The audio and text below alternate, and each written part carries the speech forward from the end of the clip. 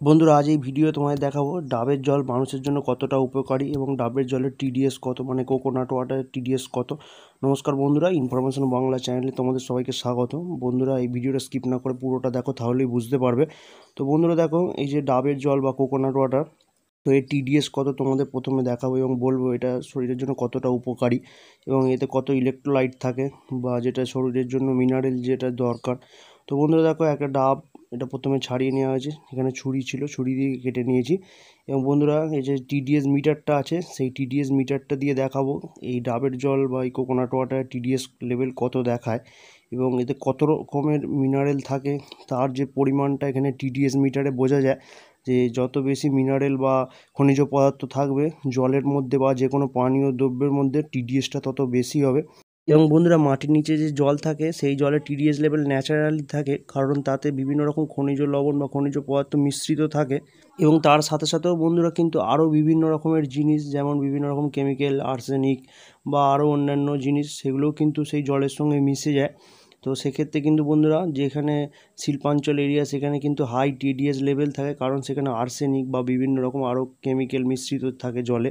সেক্ষেত্রে কিন্তু বন্ধুরা টিডিএস যেখানে 200, 250, 300 এরকমই কিন্তু টিডিএস লেভেলের জল, 500 পর্যন্ত টিডিএস লেভেলের জল খাওয়া উচিত, যেটা মানব শরীরের জন্য প্রচুর উপকারী। বন্ধুরা তোমরা নিজেরাও জানো এবং ডাক্তাররাও বলে থাকে যে ডাবের জল খেতে, যেটা কিন্তু পেট ঠান্ডা রাখতে বা শরীরের জন্য খুবই উপকারী।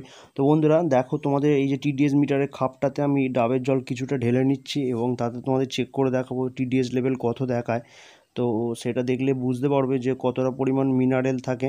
সাধারণত আমরা যে খাওয়ার জল যে বাড়িতে ইউজ করি তাতে বন্ধুরা 200, 250 টিডিএস লেভেল দেখায় বা 300 এরকম টিডিএস লেভেল দেখায়। নর্মাল ট্যাপ কল বা পাম্প কলের জলে দেখায়, যেটা খাওয়ার জন্য খুবই উপযুক্ত, কোনো অসুবিধা নেই।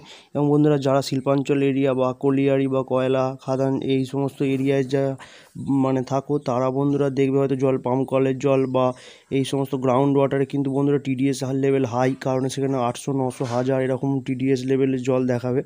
এবং বন্ধুরা যেখানে মিউনিসিপ্যাল কর্পোরেশন এরিয়ার টিডিএস লেভেল, সেখানে কিন্তু ট্রিটেড ওয়াটার থাকে, সেগুলো 200, 250 এরকম থাকে। সেগুলো কিন্তু কোনো অসুবিধা নেই, ভালোই পানীয় জল হিসাবে ব্যবহার করা যায়। এবং বন্ধুরা দেখো, এই যে টিডিএস মিটারটা, এটা ডাবের জলটা কত টিডিএস দেখাচ্ছে, 625 এখানে টিডিএস দেখাচ্ছে, বা কোকোনাট ওয়াটারে 625 টিডিএস।